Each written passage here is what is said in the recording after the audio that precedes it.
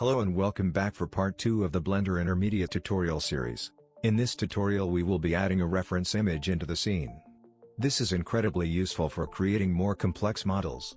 Firstly, we need to select the view we want the reference image to be added to. So let's switch over to front view. Now let's open the add menu and then add an image. We will be using the background image so that it is displayed behind objects. Find the image that you would like to use.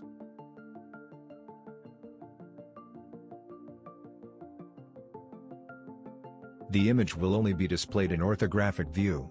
To switch between views, press 5 on the numpad.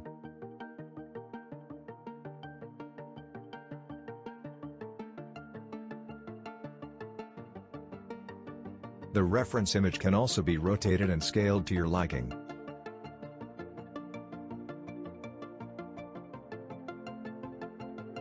Thank you for watching. Please like and subscribe.